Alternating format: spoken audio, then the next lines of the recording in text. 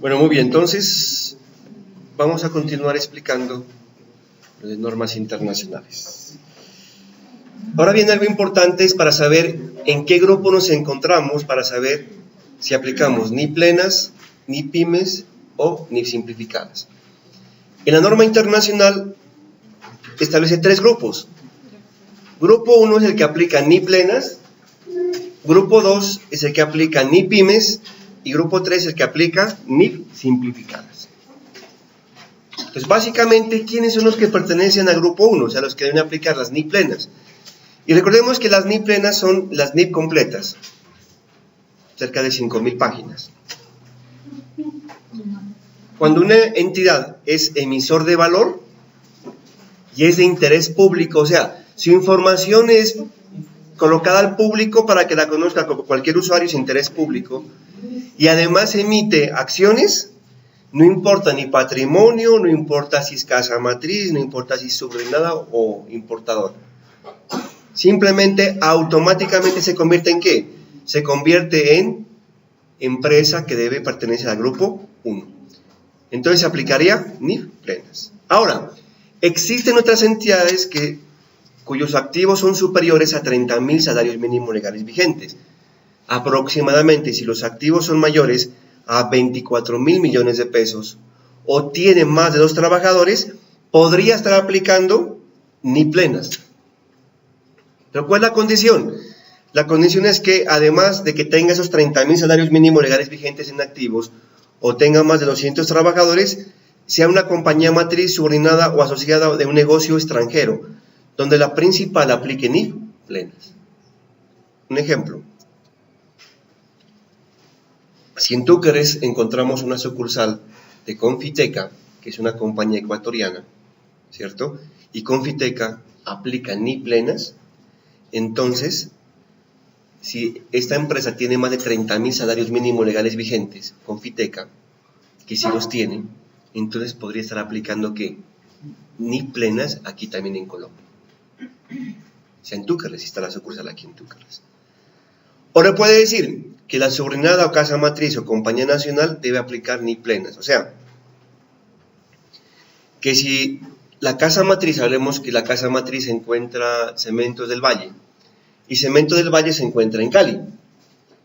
Esa empresa tiene más de 30.000 salarios mínimos legales vigentes en activos, más de 24.000 millones de pesos en activos.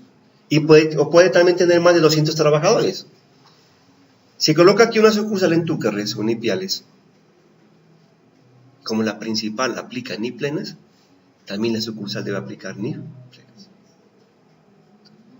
O puede ser que usted sea importador o exportador y importa más del 50% o exporta más del 50% de su mercancía, entonces también puede convertirse en grupo 1, o sea, aplicar NIF plenas. ¿En qué momento? El momento es el siguiente. Digamos que aquí en Túqueres existe una importadora que se dedica a traer atún del Perú. Pero ¿qué pasa? Que el 40% de lo que él compra es del Perú y el 60% lo compra aquí en Colombia. Y sus activos son más de 24.000 millones de pesos, o sea, más de 30.000 salarios mínimos legales vigentes. Supuestamente debería aplicar NIF plenas, pero como estamos por debajo del 50% en importaciones y en exportaciones, no aplica NIF plenas. O sea, él tiene que importar más del 50% del atún del Perú y tener más de 30.000 salarios mínimos legales vigentes en activos o tener más de 200 trabajadores. Solo así, con esa condición, podría aplicar NIF plenas. O sea, las plenas completas, las NIF completas. ¿Listo? Bueno. Me paso al grupo 3. O sea, si usted no cumple una de las condiciones de grupo 1, pasa a grupo 2, que son las NIF pymes.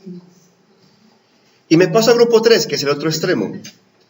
El grupo 3, ¿qué es? NIF simplificadas. ¿Y quiénes son los que aplican NIF simplificadas? Los microempresarios.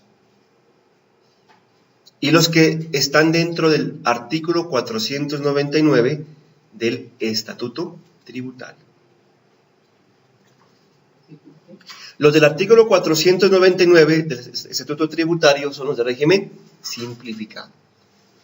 O sea, régimen simplificado debe aplicar NIF simplificadas. O sea, pertenece al grupo 3. Y para pertenecer al grupo 3, ¿cuál es la condición? La condición es que tengamos en activos iguales o inferiores hasta 500 salarios mínimos legales vigentes. O que tengamos hasta 10 trabajadores dentro de mi empresa. Solo así puede ser microempresario. Y como microempresario aplicaría NIF simplificado. Hasta 10 trabajadores. Simplificadas.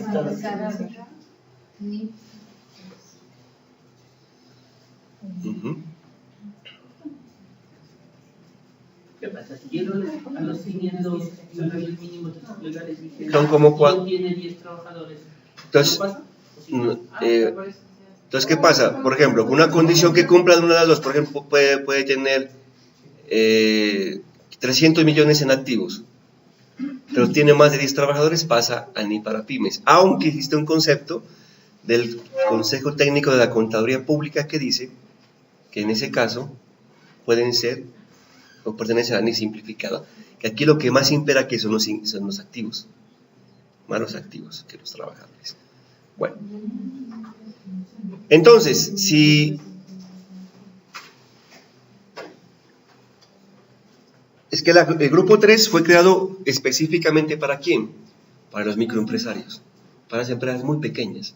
Entonces las empresas muy pequeñas, sí, los tenderos, deberán aplicar NIF simplificadas. ¿Y qué son las NIF simplificadas? Una fracción de las NIF pymes, son como unas 100 páginas nomás.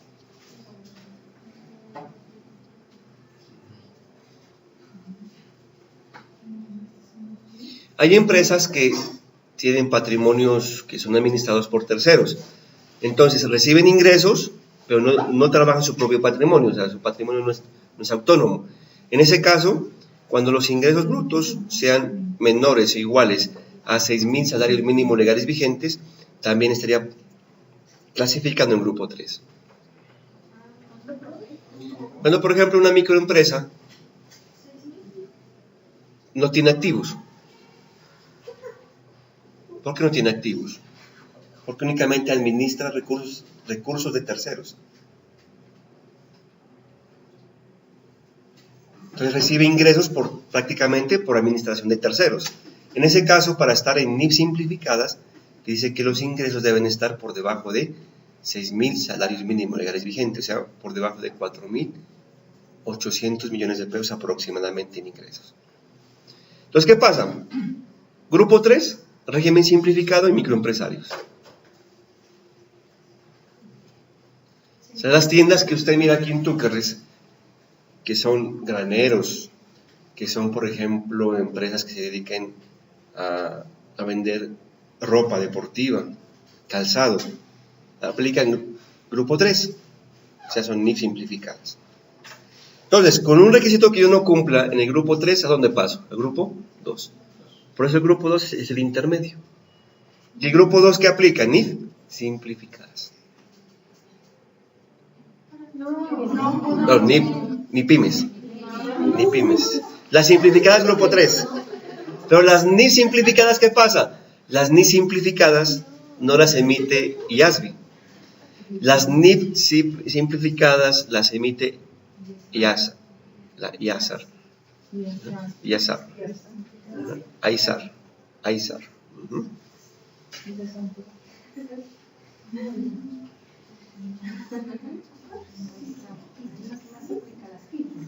Más aplican las pymes. Por eso el 92% de las empresas en Colombia se encuentran en grupo 2, o se aplican ni pymes. ISAR. Se escribe ISAR con S. Miremos ejemplos de valor presente, de lo que habla la medición de las NIF. Miremos el ejemplo. Todo está en la diapositiva que ustedes tienen en la plataforma. No copien, simplemente atiendan. Dice lo siguiente: el 1 de enero de 2012, una entidad dedicada a la fabricación de maquinaria le vende una máquina por 2 millones de pesos. de miles de pesos, con un plazo de 2 años. Esta transacción de venta incluye una transacción de financiación implícita, es decir, que la empresa no le cobra al cliente intereses. Esa es la financiación implícita. Se desconoce el precio actual de la venta en efectivo, pero se sabe que en el mercado un préstamo similar, o sea, la competencia cobra para financiar esa venta de maquinaria el 10% anual. ¿Hay qué me dice?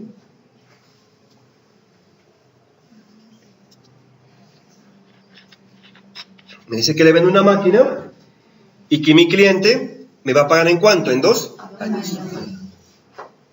¿Cuánto me va a pagar? 2.000, o sea, 2 millones de pesos. Pero yo les había dicho que en norma internacional no se debe medir a valor futuro, ¿no? Se debe medir a valor presente. Entonces debo traer esa proyección de lo que espero recibir en 2 años a valor presente. Entonces voy a Excel.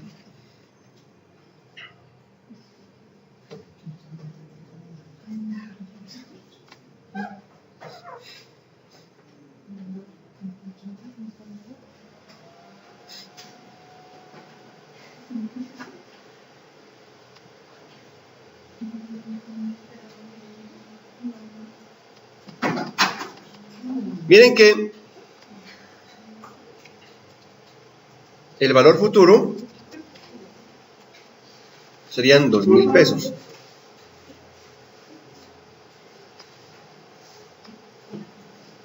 La tasa de mercado, ¿y qué es la tasa de mercado?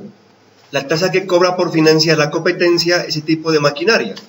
La competencia cobra el 10% de interés, aunque nosotros no cobremos. Pero estaríamos perdiendo, ¿se acuerdan que les dije? El dinero en el tiempo. Tiempo, 2 años. O sea que en 2 años le paga 2.000. ¿Cuánto me pagaría hoy? Lo que me pagaría hoy se llama valor presente.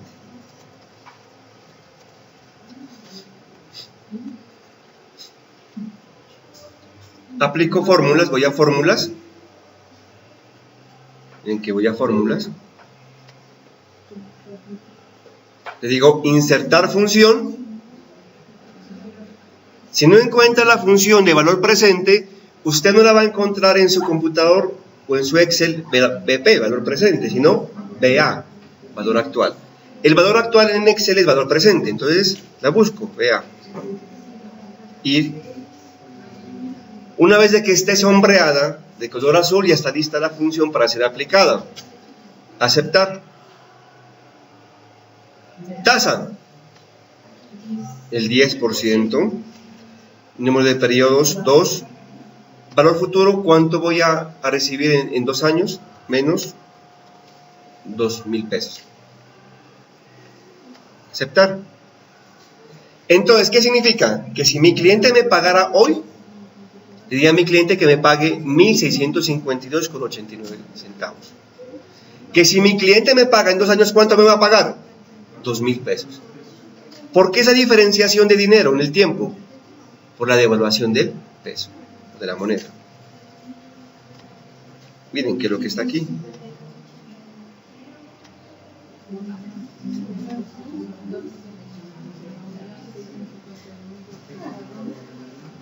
¿Qué hago luego? Establezco una tabla del dinero en el tiempo, en el cual tengo el plazo, valor en libros, interés, entrada en efectivo y valor a 31 de diciembre. Entonces, en el 2011, si me pagara hoy, porque la transacción fue en el 2011, ¿cuánto me pagaría? 1.652,89. ¿Qué equivale el 1.652,89? Valor presente. Le aplico el interés de financiación que cobra la competencia, porque yo no cobro nada a mi cliente, es el 10%. Entonces, ¿cuánto me daría de interés de dinero en el tiempo? 165,29. De tal manera que al 31 de diciembre, ¿cuánto voy a recibir? 1.659,89 más lo que me pagaría de interés el dinero en el tiempo sería 1.818,18. que este pasaría como saldo inicial para el 2012. Ahora, 1818.18 por el 10% me daría un interés de dinero en el tiempo de 181.82. Por lo tanto, ¿cuánto sería la entrada en efectivo? 1818.18 más el interés 181.82. De tal manera que al segundo año, ¿cuánto va a recibir? 2,000 pesos, que es lo que me va a pagar mi cliente en 2 años. ¿Cuál es la moraleja de este cuadro? La moraleja en este cuadro es que me dice que hoy, si me pagaría hoy mi cliente, me pagaría 1,652.89. Que si me paga en 2 años, ¿cuánto sería el valor? 2,000 pesos. Entonces, lo demás, los 165.29 del primer año y los 181.82 del segundo año, ¿qué viene a ser? Lo que estoy perdiendo en el tiempo. Dinero que pierdo en el tiempo por la inflación. Ejemplos de comprensibilidad, que es otra característica cualitativa de la información financiera. Recordemos que la comprensibilidad es que los fenómenos económicos que se registran en los estados financieros deben ser comprensibles, o sea, fáciles de entender, de tal manera que sean fiables y me reflejen la verdad. Pero el hecho de que usted como contador mencione que en su contabilidad no va a incluir o no va a contabilizar los impuestos diferidos, eso no es comprensibilidad. Por decir de que usted ni siquiera entiende bien cómo es el manejo de impuestos diferidos, mucho menos los accionistas. Por lo tanto, voy a omitir esa sección. La sección creo que es 29 de impuestos a las ganancias. Entonces, usted no puede omitir ninguna NIF para aplicar en sus estados financieros. La omisión de alguna sección de las NIF para pymes implica de que sus estados financieros no sean confiables, fiables, relevantes, ¿sí? Que represente fielmente la realidad económica de la empresa. Ejemplo de importancia relativa. En este caso, ¿qué dice? Que se presentaron los estados financieros. Recordemos que en NIF encontramos 3 momentos: estados financieros formulados, estados financieros autorizados y estados financieros publicados. ¿Qué son estados financieros formulados?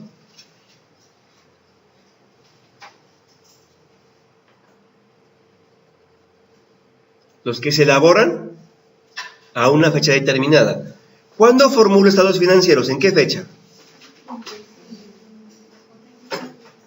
Al 31 de diciembre de cada año, que en términos reales sería que estoy elaborándolos entre el 30 de enero del próximo año, ¿no es cierto? Los estados financieros autorizados, ¿quién los autoriza? La junta directiva. Una vez que usted los formula como contador, ¿quién los autoriza? La junta directiva. Entonces, 31 de enero formulamos estados financieros y 15 de febrero los aprueba la junta directiva. Se los autoriza. Una vez de que autorice la junta directiva los estados financieros, ¿hacia dónde van? Hacia la publicación, la asamblea, para que la asamblea los apruebe. Pero usted, antes de que los apruebe la asamblea, entre ese periodo intermedio, entre la aprobación de la asamblea y entre la autorización por parte de la junta directiva, debe publicarlos, ¿no? ¿Se ha dado cuenta cuando ustedes publican la asamblea, la fecha de asamblea? Dice que los estados financieros se encuentran publicados en la página web. Cuando usted ya publicó estados financieros en la página web, y si usted encontró algún error o alguna inconsistencia en los estados financieros, difícilmente puede corregirlos, porque ya son públicos para sus accionistas, sus asociados, sus socios. Entonces siempre vamos a hablar de 2 partes para hacer correcciones: en estados financieros formulados y autorizados.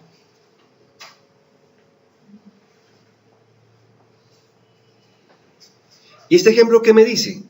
Que los estados financieros, antes de que fueran publicados, en el 2014, se encontró un error en el cálculo de la depreciación en el año 2013. Y la gerencia ignoró el error. La ganancia era ¿cuánto? 600,000 antes de impuestos. Y la entidad infravaloró una depreciación de 150 unidades monetarias. Vamos a mirar qué tan importante es corregir o no corregir. Dividimos los 150, que fue el error, la omisión, lo divido entre la utilidad. ¿Cuánto fue? 600.000. Y lo multiplico por 100. Mire que esta omisión me resulta el 0.025%. Ni por lo menos ni llega a ¿qué? Ni al 1%. Entonces, ¿tiene importancia regresarme a corregir?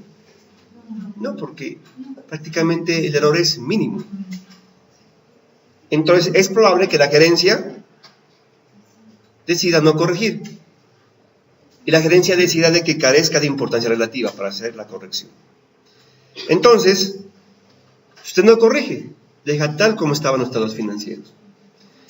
Pero ¿qué tal que ustedes, por esa omisión o ese error, que no se corrigió a tiempo y que era insignificativo, ustedes al siguiente año presentan estados financieros a un banco y el banco tiene como política mirar estados financieros fiables, que sean razonables, verídicos?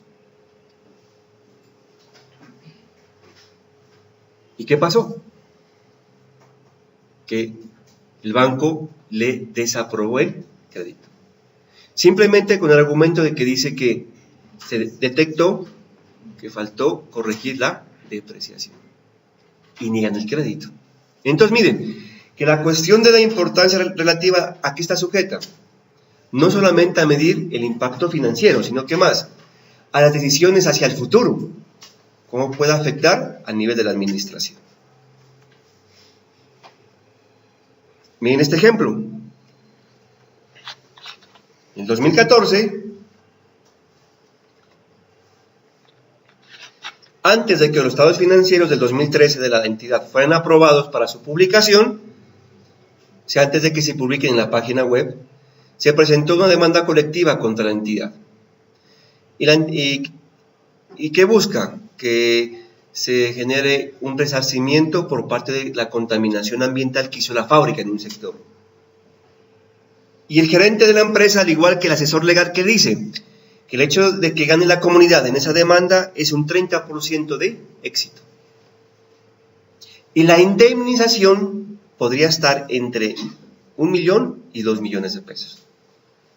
Si la utilidad del 2013 fue 600.000 pesos y en el peor de los casos reembolsaran ese dinero, o sea, tuvieran que provisionar ese dinero, ¿qué pasa? Ya no generamos ganancia, ¿no es cierto? Sino pérdida. ¿Por qué? Porque si en ese año gané 600.000 y el jurídico me dice que hay un alto nivel de probabilidad de que perdamos el caso, entonces debo tener listo ¿qué? 1 millón de pesos para pagar esa indemnización a la comunidad. Entonces restemos 600.000 menos 1 millón, ¿cuánto me daría? Menos 400.000, me daría pérdida. ¿Qué les dije hoy? Les dije que un pasivo, cuando estará entre el 25, por debajo del 25, solamente se lleva como control a cuentas de orden. Cuando está entre un 25 y 50% es una contingencia. ¿Qué es un pasivo contingente? Un pasivo contingente es cuando el grado de certidumbre de que pase, o el grado de probabilidad de que pase ese siniestro que me demanden a mi empresa, es bajo.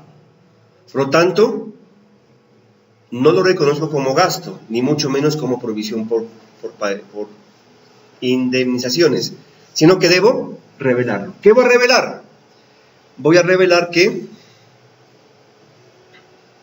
el año 2013 existe una posible demanda entre 1 millón de pesos y 2 millones de pesos que presentó la comunidad frente a una contaminación ambiental que está generando aquí en la empresa. Y que en el peor de los casos debemos tener listos los recursos para poder pagar dicha indemnización. Pero como el nivel de probabilidad es bajo, ¿por qué es bajo? Porque el jurídico de la empresa menciona que la probabilidad de que ocurra está por debajo del 50%. Entonces, ¿qué debo hacer? Revelarlo. Y es un pasivo contingente. Ahí está la respuesta que yo le acabo de mencionar. ¿Por qué las NIF para las pymes? Porque es un estándar que se crea para negocios pequeños, o sea, para pequeñas y medianas empresas. Las NIF para pymes está redactado en un lenguaje claro y a diferencia de las NIF plenas, es menos complejo. Existe una simplificación en reconocimiento y valoración y menos revelaciones que las NIF plenas. Mejora la comparabilidad entre la información financiera. Mejora la eficiencia de la distribución del capital. Mejora la coherencia para la auditoría. ¿Por qué? Porque la auditoría que se hace bajo NAI, bajo normas de auditoría internacional, parte de que los estados financieros son fiables, son de representación fiel, cuentan la verdad. Y no solamente benefician a los accionistas, sino que también beneficia a ¿quiénes?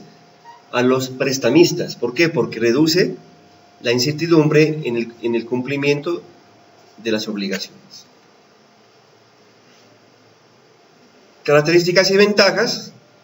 Las NIF para pymes son información que le permite al auditor para emitir una opinión, simplifican el lenguaje, es aplicada para las pequeñas y medianas empresas, y las NIF para pymes son aproximadamente 250 páginas, pero sin las interpretaciones, ¿no? Faltaría sumar las interpretaciones. Y las NIF completas, ¿cuántas páginas son? 2.800, mucho más. Sin contar las interpretaciones de las NIF plenas, que son como 5.000, llegar así. Listo. Antes de iniciar la primera sección de NIF para pymes, que es referente a las políticas contables, cambios en estimaciones y en errores, vamos a mirar un video sobre matemática financiera, porque la esencia de las NIF es matemática financiera.